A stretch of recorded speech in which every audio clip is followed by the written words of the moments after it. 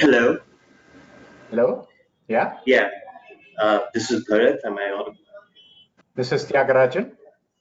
Hi. Welcome. Hi. It's about we have got about a hi and Sai first. Can you hear me well? Yes. Great. Perfect. So we've got about a minute left. So Yep. I'll just wait for a minute. Sure. Okay. Can you see my screen? Yes. Okay.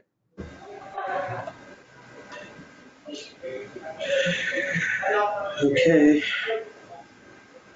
All right. So let's begin. It's now 7:30. Let me first introduce myself.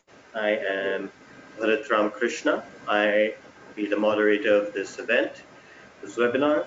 I'm a content writer. I take charge of the content writing and email marketing and social media at Skillenza. And so I don't want to take too much of your time. You didn't come here to listen to me. You came here to listen to our esteemed panelists.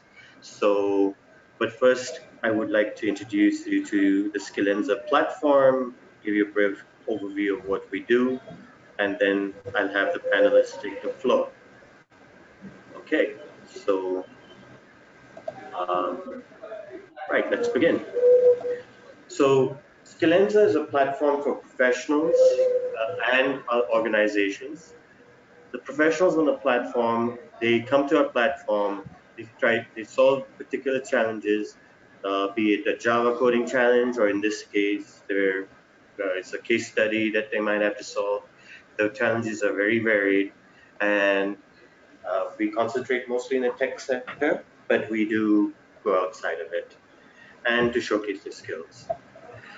For organizations, we enable them to host their challenges, evaluate professionals, build their network, connect with professionals, and build it and tap into a talent pool. They know that the professionals that they're tapping into the talent pool are verified by the challenges on our platform, so you get the best talent out there.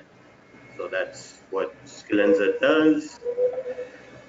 Now, about the rewards for professionals on the platform, well, first, because we work closely with organizations, they get a chance to win job offers, cash prizes, internships, and goodies at hackathons, other challenges. They also get to build their experience graph in terms of like the historical data on the platform. We save it, so they, if you solve the challenge, you end up having a score, so you can see how your score progresses over time. So that's great. So basically, it's a upskilling process here. And now let me get to today's topic for this webinar. I'm sure this is what you're waiting for. This is a case study. Am I audible? Okay. This is a case study contest on how to win a case study competition. It is focused specifically on Agastya's strategy hackathon or the Agastya case study, but if you're interested in just writing a compelling case study, this is what this webinar is about. And I will yield the floor to our panelists. Here's a brief line. Your panelists today's speakers are Phanish. He's a professor of strategy at INSEAD. We'll have him introduce himself rather than me introducing him. And we also have Thiagu and Sai from Agastya. So if the panelists could introduce themselves, a little bit of what they do, we can get this thing started. Great. Thank you, Bharat. This is Phanish Puranam. As Bharat said, I'm a professor at INSEAD, and I mostly spend my time on the Singapore campus. I'm teaching in the strategy area, and my research is primarily around organization design and corporate strategy. Thiagu and Sai, would you like to say a few words about yourself, please, before I continue? Yeah, I think as it flashed in the screen, this is Thiagu Thiagarajan. I have had a corporate career for about 33 years, and then last decade or so, a little more than that, with Agastya. I look at vision, strategy, policy, people, and processes for Agastya, and we have done reasonably well in scaling up and depth and width of programs in the past 10 years or so. Sai? Hi, my name is Sai Chandrashekar. I have been with Agastya for a little over 7 years. Spent over 2 decades in the IT industry, primarily in sales and marketing across Asia Pacific and Japan. And have been having a lot of fun over the last 7 years at Agastya. Thanks. Thank you both. Thank you. Yeah. I've been a professor of strategy for almost 2 decades now, which is sometimes frightening to consider. And I began when I finished my PhD at Wharton in 2001, and then went on to teach at London Business School for more than a decade, and finally moved to INSEAD about 7 years ago. Now, during this time, one of the very basic techniques that we use to get our MBA students and even senior execs to engage deeply with strategy issues is the strategy case, and in particular, the case study competition. And that's really morphed in very interesting ways, I think, over the last decade or so in terms of what it's used for. So it used to be used primarily as a teaching device, and we used it extensively in top business schools around the world. I know we used it both at LBS and INSEAD. But over a period of time, it's also become an important way in which, for instance, companies recruit. So you probably are aware of this if you're listening in the audience, that it's very common for the top consulting companies to actually make job offers on the basis of how interviewees perform in case studies. It's also the case, and I think Skillenza is one of the pioneers here, that using a collective effort in a case can also become a basis for a recruiter to recruit an entire team as opposed to just individuals. So the importance of case studies and strategy case studies for recruiting has also become a fairly interesting development in recent years. And much more recently, I would say, this has really become active in the corporate world only in the last, I would say at most a decade, no more, is the idea of using case study contests to actually solve real strategy problems. So it's not for teaching or for recruiting, it's really about use the power of the crowd to solve really important strategy problems. The thinking being that many complex problems in strategy are so complex that hoping that one strategy team, even with the best of resources, can solve it may be just too optimistic. What might be better is throwing the problem open to a very large group of people who can compete to come up with really clever ideas, and one then gets to pick and choose from among them to implement. So that's kind of the spirit also of the case study contest that we are talking about today. And what I want to do is first maybe take a few minutes, and Bharat, please stop me and ask questions at any point if you like. Yeah, I sure. want to spend a little bit of time talking about how one prepares and performs well in these kind of case study contests. Yes, just before we begin, Now, to be I clear, just want yeah, just a second, Phanish, just to make sure that everybody is on page. You can ask questions. There's a drop down saying questions. You can just raise your hand and you can use the chat in case you have any questions, and I will forward it to the panelists so, as and when they come. Okay, so Phanish, sorry. perfect. You can go. Thank you. So what I want to do is take some time first to share some ideas about how one does well in case study competitions, not just the current one today, but any case study competition. Because my sense is it's very likely you are going to encounter these kind of opportunities at some stage in your the next few years as they become so widespread.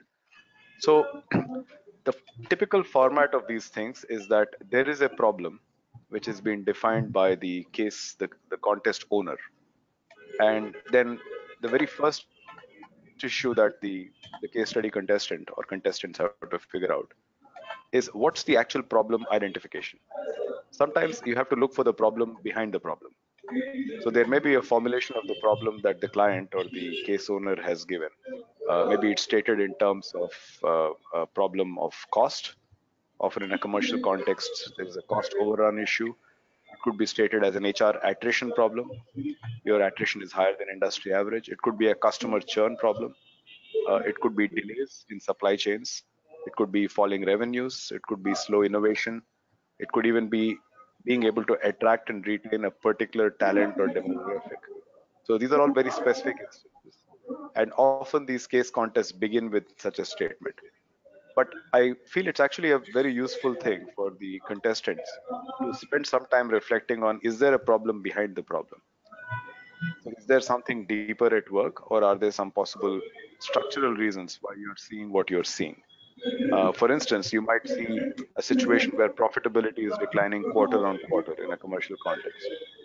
Now, the question, of course, is why this is happening. And you might even start asking yourself, is this really a strategy problem? Is it an execution problem? If it's a strategy problem, is this a revenue side problem, or is it a cost side problem? Has something changed in terms of competition? Has there been a recent technological change or a regulation shift? So try to get behind the high level statement of the problem to understand what's going on underneath. This can be a very important first step. And I think it may well be in the end that you conclude that the original formulation is the correct one. That's the problem you're solving. But at least forcing yourself to look beneath that surface level is extremely helpful. I would say roughly you should spend something between 20 to 25% of your time thinking this through carefully. Because once the problem formulation is fixed, it's quite unlikely that you can go back and significantly. You'll have to work with this formulation. Now, once that is done, and in the course of doing this, what the contestants usually discover is they also see along the way a number of possible options for solving the problem. So, for instance, if the issue is one around delays in the supply chain, then there are some fairly standard set of things one can think about, right? One can think about changing the partners in the supply chain, changing inventory management practices, maybe making sure there is more slack in the system, using ERP or using some sort of technology to try and improve the problem. So there are options that come up to mind immediately as you start even formulating the problem. Now, here I want to warn you of something that I think distinguishes the good teams from the bad ones.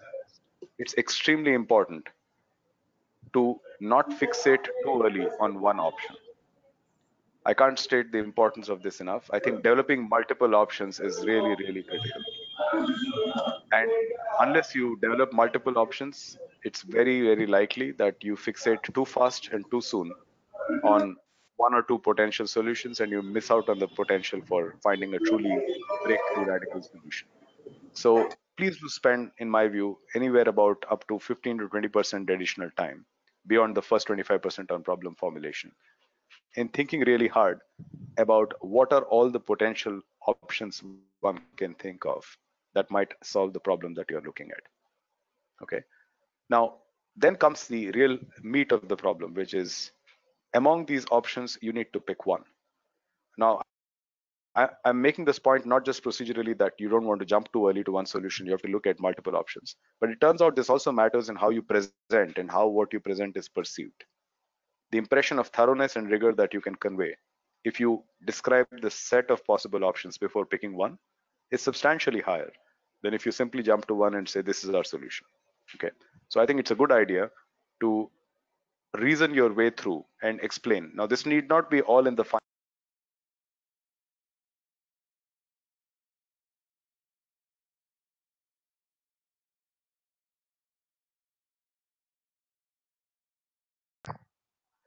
It could also be that the materials that you bring into the discussion at this point about these alternatives is largely going to reside in an appendix. What you do want to show is that you have considered multiple options and you can explain why the final option that you picked is the one that you decided is the best one. So justification, showing that you have looked at a range of options, showing that you have thought hard about what is the true underlying problem. These are all things that professional evaluators of cases, whether they're professors or recruiters or even companies trying to use this as a way to solve problems, that's what they're looking at. Now, that leaves this should take about another 30% of your time. That leaves the last 15% or so of your time. And this is also something that occasionally people ignore, and I think at their peril. You must lay out an implementation plan. It's not enough for you to merely state that here's the option that we think has the best chance of success. There must be an implementation plan. So what's an implementation plan?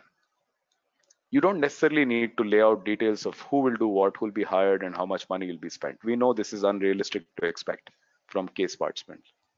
But it will be very useful if you're able to lay out a series of milestones which can tell us what are some metrics that we should be keeping track of so that we know that the strategy you have picked is actually working. For instance, if you have come up with a product differentiation strategy to solve a revenue slowdown, how will we know it's working? What are the metrics we will look for, and at what points will we look at them? Will it be in a quarter? Will it be 6 months? Will it be a year? How would we know if it's not working? And if so, what could one possibly do in order to course correct, or maybe just conclude regretfully that this strategy may have sounded great when we adopted it, but maybe it's not the one that's going to work for us. Okay. Now, I see a question here from Harsh Chavla about scaling. So the question is, what are some solutions to scaling? This is a fairly common type of problem that arises. So I assume here it's scaling in general, possibly in a commercial context as well. A good question to ask is the scaling constraint one of viability or of implementation?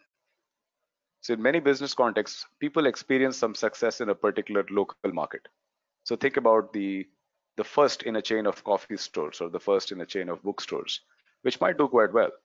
The question is that local success a good signal of scalability in the larger markets, whether it's the level of the entire country or even across Asia or the world?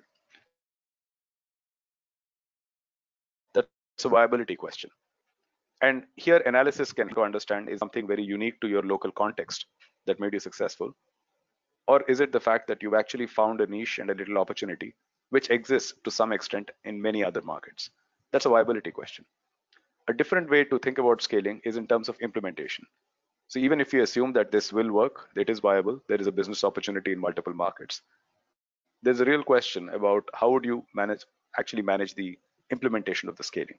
So in a commercial context, often the question is, do you do it yourself or do you use franchise? Do you use partners? So the make or buy question becomes very central in the context of implementation of scaling. Okay, so broadly speaking, in the context of scaling, you have to think about viability and you have to think about implementation. So let me summarize what I've said so far. Case study contests are as much an evaluation or a test, if you like, of the ability to think, particularly when they are being used for hiring or for training, but also they are used as a way of generating a wide variety of ideas. So from the perspective of the client or the owner of the case study contest, a good submission is one that does more than give one solution. A good submission is one that looks deep and hard at what the problem is, tries to look beyond the problem, at the problem behind the problem, if there's one. It creates multiple alternatives, not just a single one, and can convincingly explain why the final alternative that the team or the person has picked is the best one. And last but not the least, lays out a plan of action for how this is going to be implemented. Implementation in this sense really means metrics for success, because we know it's unlikely in a case study contest you'll be able to say, appoint this manager or hire that person to do it. It's more about how do we know this is working? How do we know it may not be working? That broadly is a framework which I think is helpful for tackling case study contests in pretty much every context, whether it is in the context of training, recruitment, or even ideation and solving a corporate problem or a problem in the nonprofit sector along the lines of what we said. Bharat, before I switch to other issues, are there any questions or topics that you want me to address in addition? No, but if any other attendees have any particular questions on this point, you can just send me a question. There's a pane there, and I will forward those questions to Phanish. So, any questions? No, I haven't received any. So you can. Okay. Oh, wait. Right. I do have one question. Pulkit is asking, how do you gather data regarding the case? Okay. So one very important point you have to always ask yourself in any case study contest, and please bear in mind, everything I'm saying is generic. It is not specifically geared at the Agastya contest only. Okay. What I say will apply to all case contests. You want to be absolutely clear. Are you allowed or not allowed? Are you expected or not expected to look for additional information? The default, unless explicitly stated otherwise, is you should feel free to look for any information in the public domain that you think will be useful. Sometimes you will be explicitly told not to do this. Okay, but in most cases, the default assumption is you should look for whatever information you need. So where do you look for information? The first place to look for information in these contexts is around industry-related cases, news articles, reports. Some of this can be accessed actually very easily and for free just by Googling stuff, right? In particular, trying to find organizations or companies that have faced similar problems, maybe not the particular company that you're working your case study on, but other organizations in that sector, which might have similar challenges, and looking at how they've dealt with this. This can be a very valuable source of information. In fact, I mean, I think I've often made this point when I speak with senior execs, that a lot of the solutions that we come up with in strategy are really copying good solutions from one context and customizing them to the other. It's very rare that we have to come up with a solution completely from scratch. And this is perfectly okay, right? A lot of good innovation is recombination and reuse. Of course, it's got to be done smartly because you can't just lift and drop.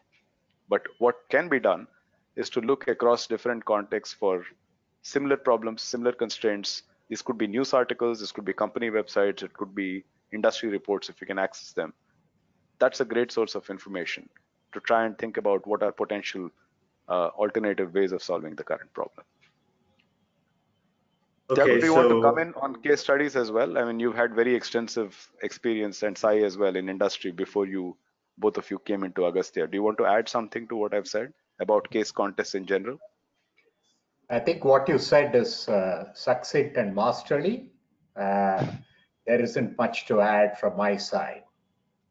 Thiagu here. Thank you. Okay, so we are getting a lot of questions specifically directed for the Agastya case study. Okay. I will reserve those questions when we get to that. So keep these questions in mind. I will pass it on to the next time, because right now we're just talking about case studies in general, right? So we want to continue with this, and then we will deal with the Agastya case. So everyone hold on. Yeah. Okay. So to be fair, I think I've covered the outlines of what I wanted to say about dealing with case studies in a general sense. If it's fine, what I suggest is, before we get directly into Agastya and the case contest there and the specific challenge there, I'd also like us to use our panelists, particularly Sai and Thiagu, to think about in what ways is strategy an important aspect of the non-profit world, because that's the general theme, if you like, that sits at the back of the specific case contest that we are dealing with here. So would either of you, Thiagu or Sai, like to reflect a little bit on, is strategy even important in the non-profit world, or is this very much a commercial business context issue? This is Thiagu here. I think strategy is even more important for non-profit organizations, because the kind of leeway that corporate organizations have in terms of having a revenue, having fallbacks, having shareholders put in more money or more resources, several of those luxuries are not, often available to non-profits, number one. Number two, we also have vision and mission similar to corporates and need to achieve objectives on kind of shoestrings and having to make do with resources that sometimes appear less than optimal, and therefore the best way to solve a problem, or the best way to approach an opportunity, or the best way to use a resource, or getting the best resources, or all the strategic questions that come around, whether it's HR or finance or operations or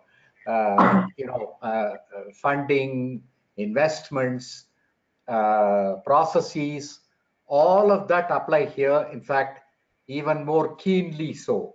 And a well-tuned strategy helps you in multiple ways. And it is, to use a cliche term, more than anywhere else, 2 plus 2 makes more than 4 in the non-profit case, because we can't afford to have too much of slack in whichever area that you talk about in a non-profit context.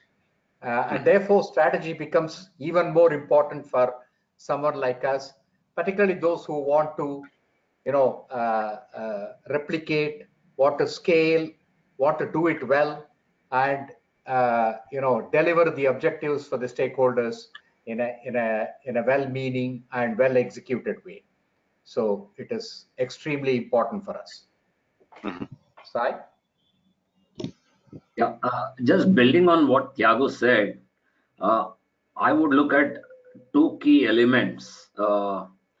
One is that if the strategy, for example, goes wrong in a soap company or a car company or a phone company, I think the impact is very limited.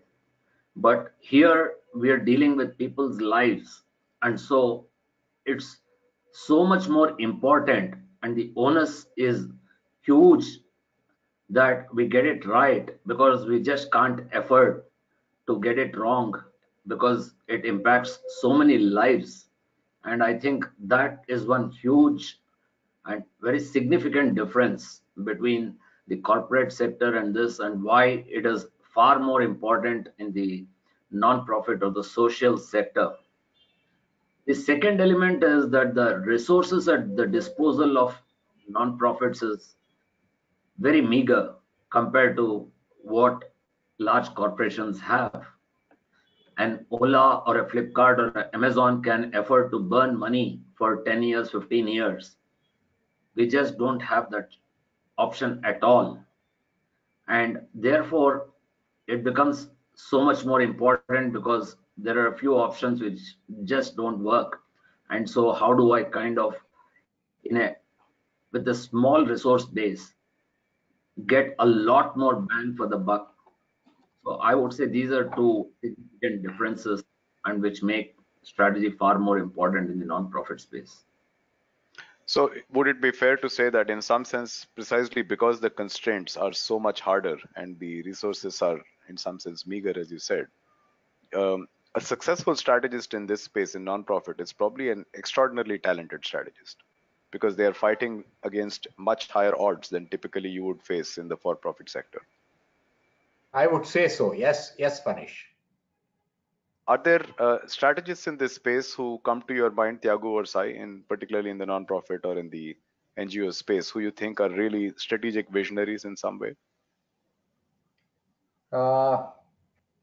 I would think, for steadfast adherence to vision and building an absolutely outstanding organization with all the constraints and the mud being thrown at them, somebody like the ISKCON organization building Akshaya Patra has been one of the finest organizations I have seen. Again, on one aspect of strategy, retail fundraising, the kind of work that somebody like Pratham have done is absolutely outstanding in retail fundraising. So those are the kind of elements that somebody like Agastya would love to have. And in our own context, we have done certain things quite well, and we do have certain other challenges. So these two organizations come to my mind for specifics. Thank you. I also wanted to follow up on that point. Sometimes the impression that I have when talking about strategy, both in the for-profit and non-profit sector, is these case study contests can generate some great ideas, but if they don't get implemented, then they just remain ideas. And it also the perception that just getting buy-in for any kind of radical new ideas, such as using technology or using the internet or using machine learning or AI or big data, this is hard enough in regular for-profit companies. It may be even harder in the non-profit sector. Is that a fair characterization, you think, or that's an unfair way to think about non-profits? Sai, would you like to comment? So I would say it's a mix, in the sense that, yes, it's far more difficult, but in today's context, it's far more difficult because of lack of resources and not lack of willingness at the top. but the implementation is a lot more difficult because of the profile of the employees who are not really tech savvy, and therefore the absorption of these technologies will take a lot more time than it would in a for-profit sector. But if I had to implement an ERP system, I would need a lot of money, and I'm not sure I have that. Just to give an example. Got it. We do have a sort of a relevant question in terms of NGOs. I mean, this is probably a question that is on a lot of people's minds, and I think you sort of answered it, but specifically we would skip. The question is, why would the youth want to work with NGOs when they can earn much more in the private sector? So, let me answer that. A lot of people look for things beyond money, thankfully, and that happens at various stages in people's lives. A lot of people do something concurrent, which is they volunteer, get the taste of what they do, like it, and then switch over then they are 35, then they are 40 or whatever.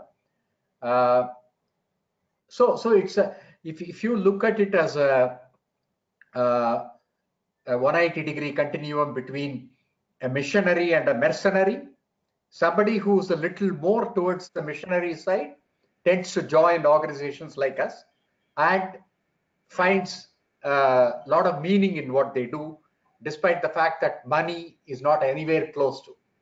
It's not that nonprofits don't provide enough money to get by.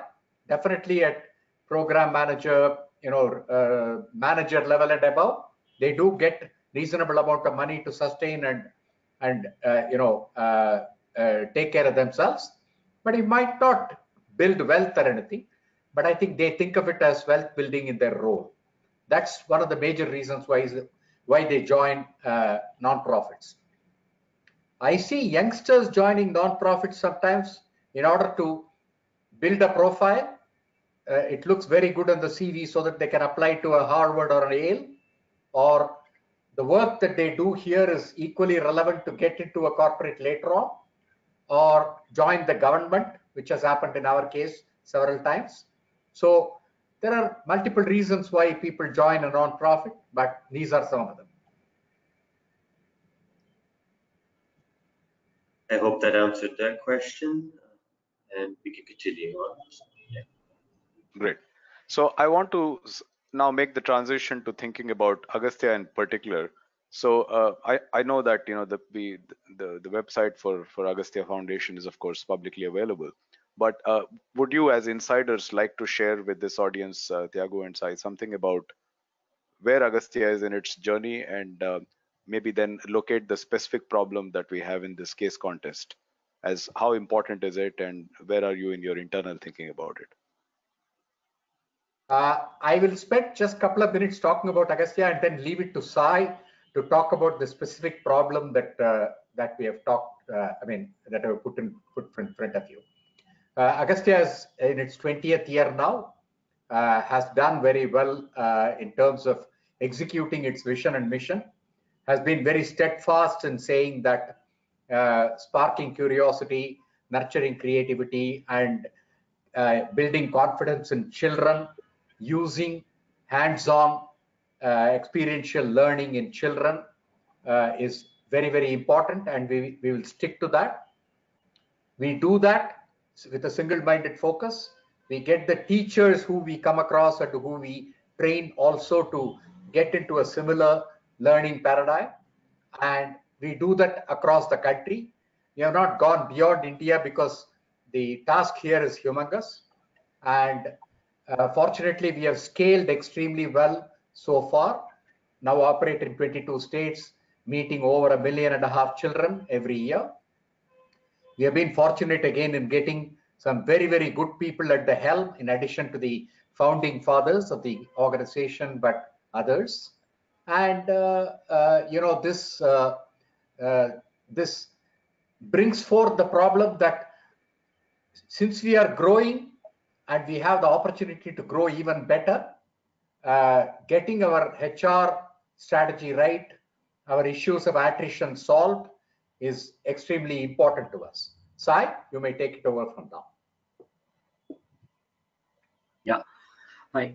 So coming to the specific case that we have, and I think as outlined, it primarily revolves around people, and Agastya is all about people. People account for a large part of our expense, like most nonprofits. Uh, and the problem revolves around attrition, and this links back to the question which was asked earlier. Uh, you know, more often than not, most nonprofits are driven by a cause, and there's a strong emotional connect.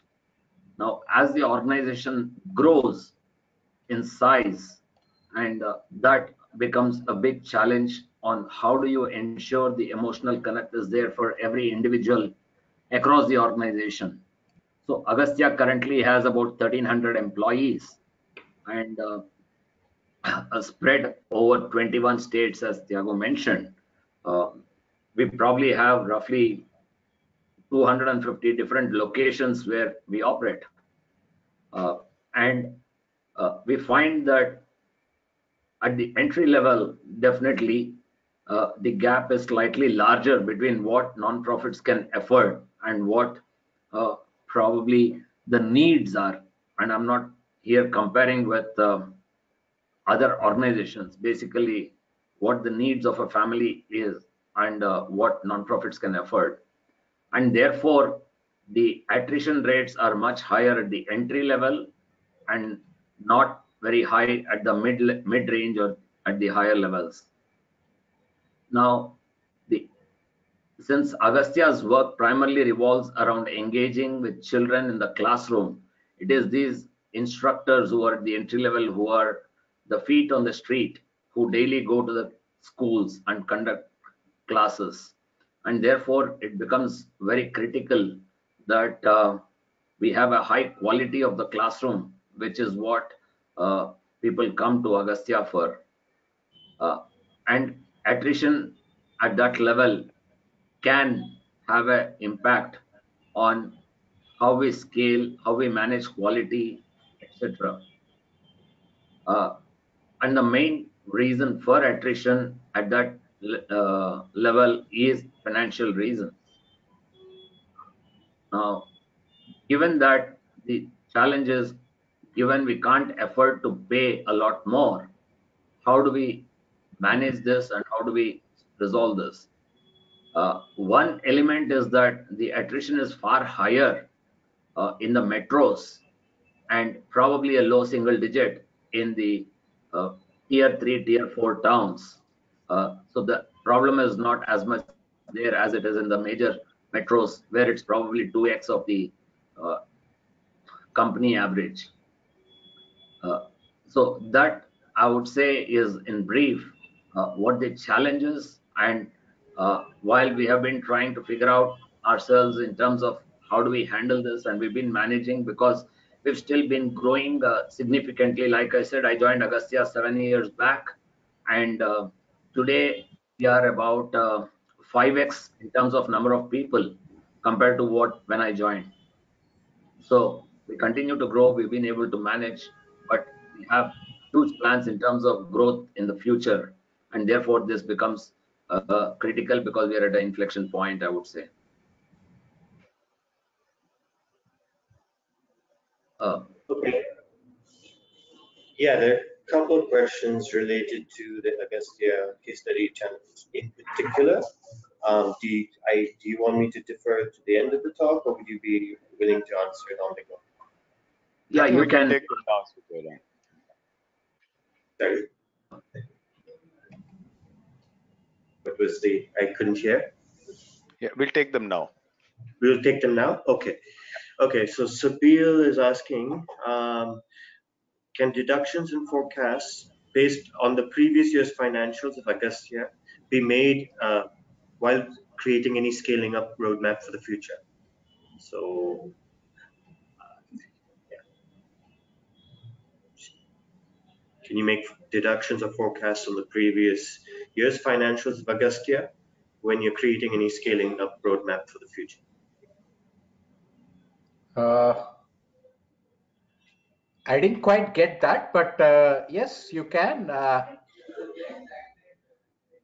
So I think, Thiagu, the question is that can we look at the past, say for example, the SGA expenses and the revenues from fundraising and grants, and use that as a model to say the funding model and the expense structure is going to look roughly the same in the future.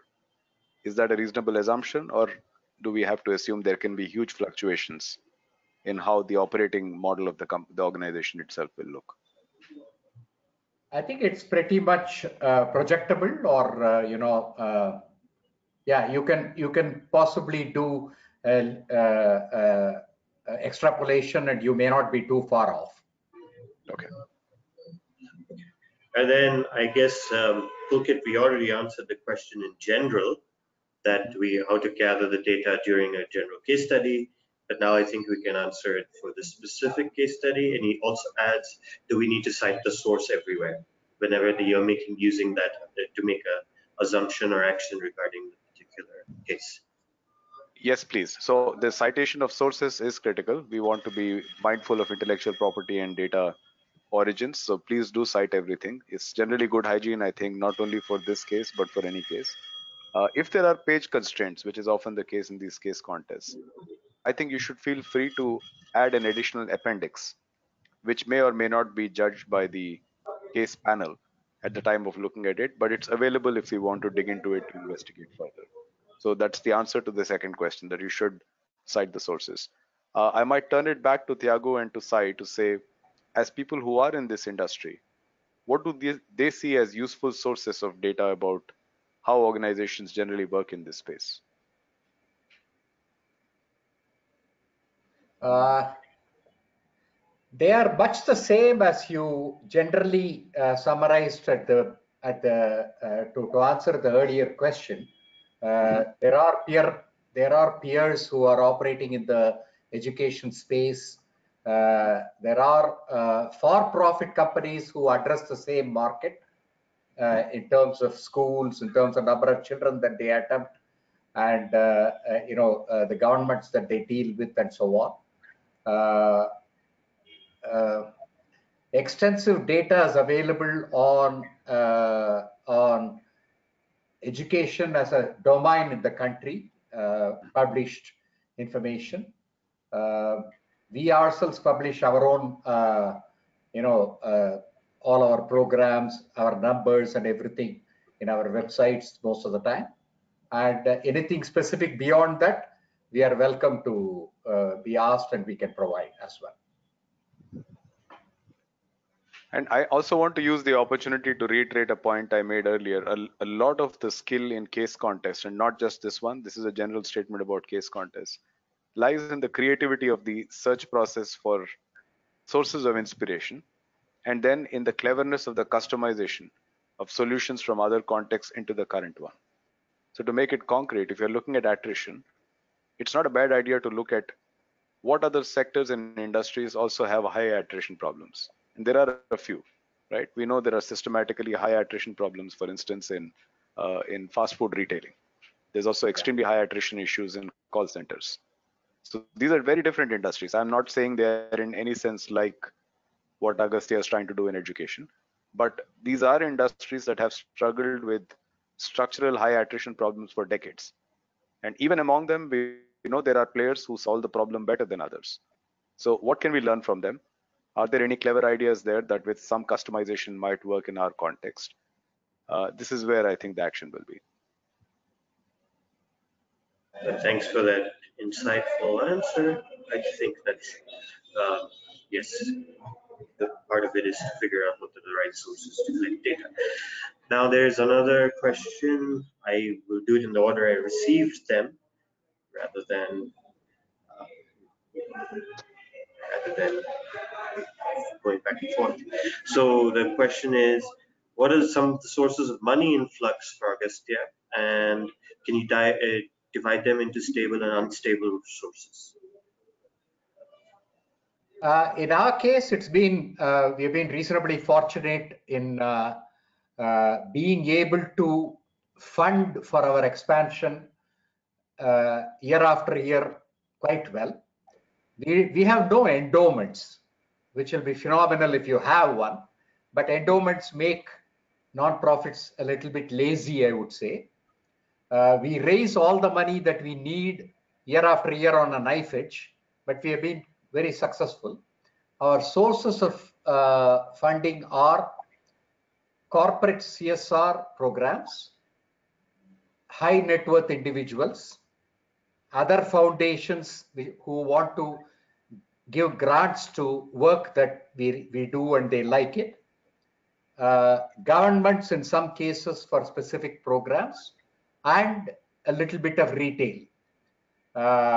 Own revenue, there are a lot of sources for us to do own revenue, but we have deliberately stepped away from it and have chosen to remain a funded organization from external sources than generating own revenue.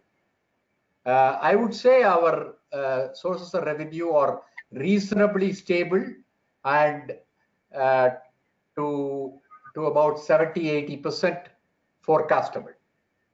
Sai, you may want to add. No, Thiagu, I think you've covered it. Yeah.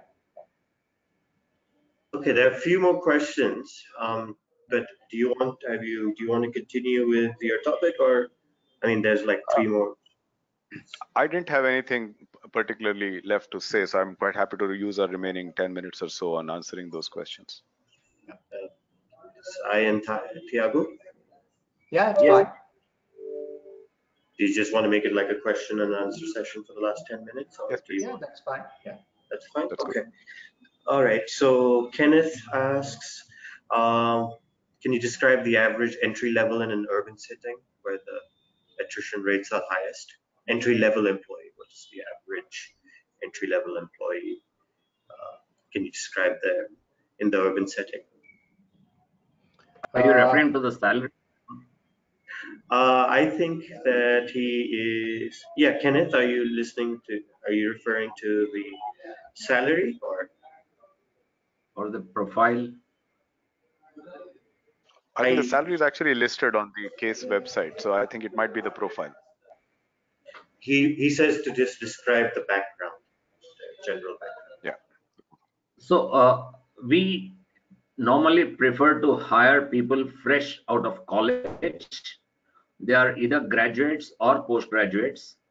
And when we say graduates, it can be a science graduate, it can be an arts graduate. Some often of them engineering as well. Yeah, or engineering, etc. Or some of them come with a B.Ed degree, which is the Bachelor of Education, and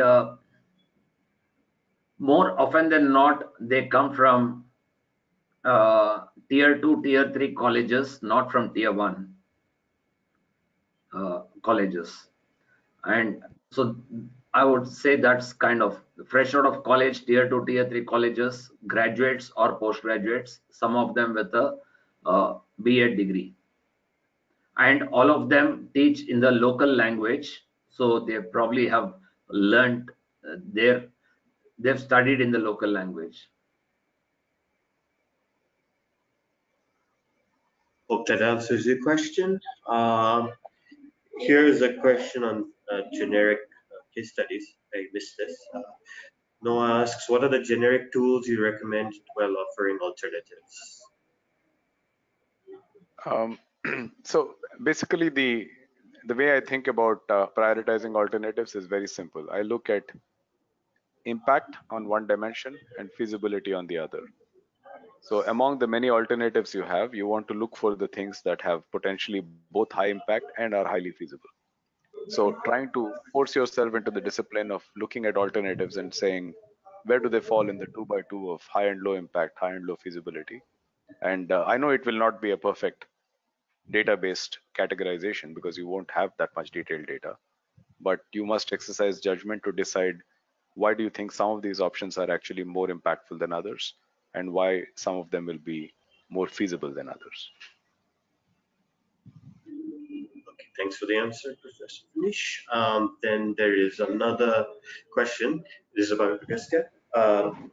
Does Agastya have a campus recruitment mechanism like Teach for India, and you also have any form of service agreement with your employees? We definitely try and do a cohort type of recruitment.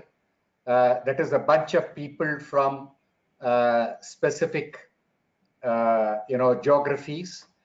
But they tend to be vernacular groups rather than a college recruitment as such. Today, for instance, in my campus, I just saw a bunch of 30 people from Tamil Nadu recruited from all over the place. A similar such bunch may be coming in from NCR region for training together. They may have been recruited together as a single batch, but not necessarily from a specific set of colleges in each of these regions. That is the way we recruit the entry-level people. Hope that answers your question. Another question on attrition rate. Roshan asks, what do you currently do now to control the attrition rate of new joinees, freshers? What do you currently do, I suppose? Right? Okay. So there are two things that we try and do. So one is, how do I kind of try to keep the attrition rate in check? The focus is on the first 2 years of an employee, because in general, what we've found is once the 2-year mark is crossed, the attrition rate comes down drastically. So most of the attrition happens in the first 2 years of joining. So how do we kind of put a lot more effort to handhold and build confidence in the initial 2 years is something which all the managers, so either having a buddy kind of a approach where each new instructor is attached to some existing instructor. We try to ensure that every mobile van that we have does not have 2 new instructors but has one experienced and one new, so that they can handhold the new instructor and so on. The second element is about managing attrition. That is, we have a very steep training curve, so that even if I lose a person within a short span, I can make the person productive because of the steep training curve, and then whatever time is left, the person is productive and is able to deliver. So we focus a lot on training, and that helps us in terms of managing that effects of the attrition, but that doesn't help in managing attrition itself. The other aspect, like I said, is in terms of trying to build a lot more emotional connect, because what we found is people who are connected to the cause tend to stick on longer than those who are looking at it as a job, and that comes again over a period of time. So trying to highlight the benefit of that job to society at large, and the fact that one's actions is impacting so many children and can help in nation building is something which keeps getting reinforced. So as I Thanks for hear the both of answer. you gentlemen speak, if I might just add something, Bharat, as I hear both Sai and Thiagu speak, it's really fascinating for me that the kind of issues that they flag, which has to do really with the sense of creating mission, the ability to create the connect, as they put it, the ability to see the broader impact on society. These are the same sort of issues I hear as being important for senior leaders in the corporate world. So there is actually a fairly high degree of convergence once one get past entry level jobs, even in the corporate sector, where leaders are really leading people. So most senior leaders in organizations, whether in the profit or for profit sector, I think, are not perhaps doing as much of their time coming up with great strategy and great financial plans as they are in actually solving the problem of how to get people to pull in the same direction.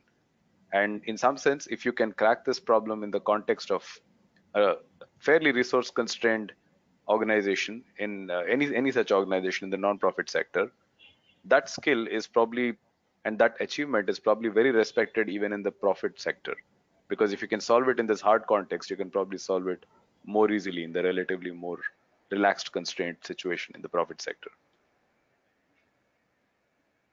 Yep, absolutely. Okay, so we have like 5 minutes left, and we've got like 3-4 more questions. So I do not think I will be able to answer all of them, but to feel free to send me your questions, and I will forward it to the panelists if that's okay with you guys. Sure. Yep. Okay. So let me get to as many questions as possible. But first, yes, the webinar is being recorded. I've got several questions on that theme, and I will be sharing that link with you later. Now, for the question is, what are the career perks for people joining in level 0 and 1? What are the career opportunities for a person joining? And that's one question. I think we can quickly answer that. Career perks. Multiple tracks are available within Agastya for going up the ladder. Instructor becomes a senior instructor, then an area manager or a center head, an area manager, regional manager, and parallelly you can get into master trainer, instructor master trainer, instructor master training lead in a region, and head of all of training and all of that. That is on the, both of these are academic tracks. You can also get into a HO track, which is program management kind of track. If you do well in that sort of an area, people have done the lateral shift from purely teaching kind of career into program management kind of roles as we grow. They've been given that opportunity, and there are people who have grown from joining as a junior instructor all the way to regional manager and general manager in the organization in a matter of 12 to 13 years. So that's been rapid progress for people who have put in the effort and have the, as Sai put it, the mission of the organization is assimilated and kind of delivered, and they have played ball with the organization's policies and so on. They've all had excellent career progressions. Perquisites wise, well, we do provide all the benefits that are applicable as per statute and a little beyond, like PF, medical cover, gratuity, an insurance cover, and similar stuff. There are also instructors who get to ride a motorbike in a specific context of managing certain specific programs. Other than that, clearly all the travel is paid for all the work that they do. A lot of training, I would say, at least 40-50 days of training per each of the individuals easily. And I would think that those are really the perquisites or whatever that add-ons to the job. As a follow-up to this question, I mean, this is probably the last question we can answer because we have only like a couple minutes left. Pulkit's asking as a follow-up whether you have any mechanism to take care of complaints, whether they're being treated well, level 0, level 1 employees are, and do you have some sort of in-house complaint center? How would you know whether they're treated well? Yeah. Should I answer that, Thiagu? Yeah. Okay. Sorry, before I answer that, one small point about the previous one in terms of perks. I think perks are not just about money and a physical thing. Some perks which people get which is not quantifiable is access to a huge number of really well people in high places, big scientists, heads of large corporations, everyone. For example, the managing director of 3M wrote a blog about my regional head as to what he learned from my region head. And so because we are in this and there's a lot of connect, they get access to a lot of people, and there's a huge amount of learning from all those interactions, and I think that is a significant perk. Coming to this, yes, we have all, just like any other large corporation, we have very clear policies in place with response mechanism. We are just establishing an employee self-service portal through which employees can communicate. We have the sexual harassment in workplace committee with regional committees, regional across, where people can report on an anonymous basis. Email IDs available through which they can, if they want to, they can report directly or anonymously. The other element is all the management staff spend a lot of time in the field. I spend half my time in the field going, meeting employees, talking to them. I get phone calls from drivers from across the country if they have a problem. I get calls from a security guard in some place. So accessibility is not an issue. Anybody can walk into my chairman's office or call him, and all our phone numbers are available with every employee. So I think that all our doors are physically open in the office. Yeah, we don't close our room doors also. It's very much yeah. So there are many questions on the variations of on the theme of what about the kind of perks. Is there an annual hike for new hires? But so we will defer those questions later. I do not think we have any time for any more except to wrap it up. There is one interesting question about the differences between urban and rural employees that may explain the difference in attrition rates. And so I don't know if anybody can quickly answer that. I can answer that quickly. There is no difference in the profile of the individual. It's just the availability of opportunities in urban areas, which makes the difference. Okay, thanks. And then, of course, there is again on perks, whether there's an annual hike for new hires, and how is it? Yes. We have a standard management culture, just like any other large corporation. Similar process, very well defined performance management system, and all increments are based on that, promotions are based on that.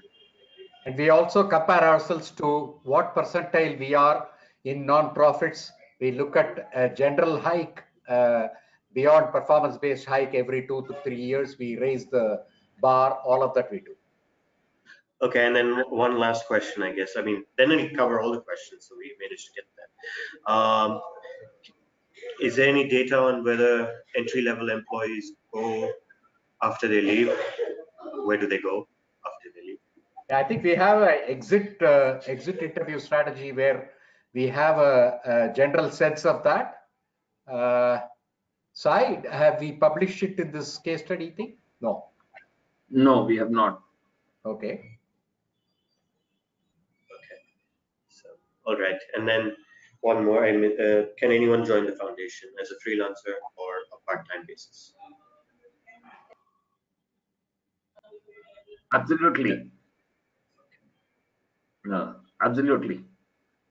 Okay, I mean, those are all the questions we could get to all the attendees. Sorry, I just wanted to mention that very recently we were awarded as a great place to work by the Great Place to Work organization based on employee survey. So I think that answers a lot of questions. Yes, I think that is definitely, it could give you it answers most of the questions of this nature. So yeah. Okay, so I think we have to wrap it up because we're about 5-10 minutes over time. Just a few housekeeping issues, I suppose.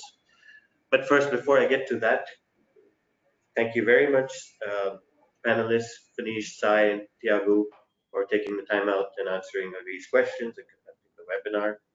So thank you. Thank you. A lot of people are saying thank you, so great. Second thing is, I mean, do you have any comments on the webinar? I just wanted to say thanks actually from on behalf of my fellow judges as well. As the participants know that the judges are, besides me, there's Professor Prithviraj Chaudhary from Harvard Business School, Professor Anand Nandkumar from Indian School of Business, and Professor Hagi Rao from Stanford. So I'm going to say thanks on their behalf as well for your enthusiasm and participation, and we're looking for some great entries.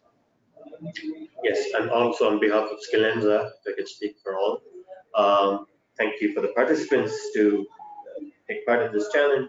Hopefully we'll get to see some great submissions, and we also hope that you enjoy your experience with the Skillenza platform, as well as taking part in the contest. I hope you enjoyed racking your brains here. Yes, now we'll get to the housekeeping. Any other comments from other panelists?